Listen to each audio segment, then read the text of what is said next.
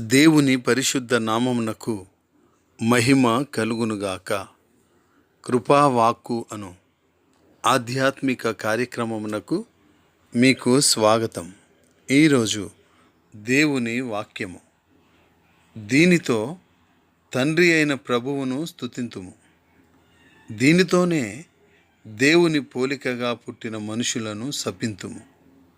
యాకోబు రాసిన పత్రిక 3వ అధ్యాయము 9వ వచనము. ప్రియులారా, దేవుని యొక్క ప్రేమ భాషతో పాటు మనము మరి యొక్క భాషను నేర్చుకునేటప్పుడు తప్పులు దొరలడం తప్పనిసరి. కొన్నిసార్లు మన భాష వైరుధ్యంగా ఉంటుంది. ఎందుకంటే దేవుణ్ణి స్తుతిస్తాము, కానీ ఇతరులను గురించి చెడ్డగా మాట్లాడతాము.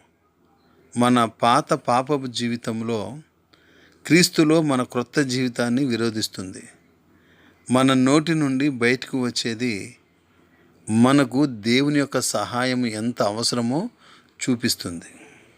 ప్రియులారా, మన పాత నాలుక వెళ్ళిపోవాలి. మనము దేవుని ప్రేమ భాష అనే క్రొత్త భాష నేర్చుకోవాలంటే మన మాటకు యేసు ప్రభువుగా చేసుకోవడం ఒక్కటే దారి.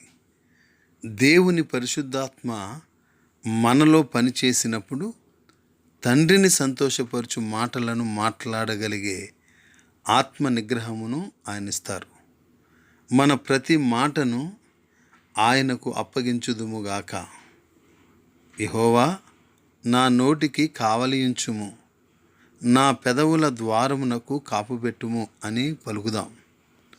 మనము మాట్లాడే మాటలు ఇతరులకు యేసును చూపించునుగాక. అట్టి కృప దేవుడు మనకు అనుగ్రహించునుగాక. ఆమేన్.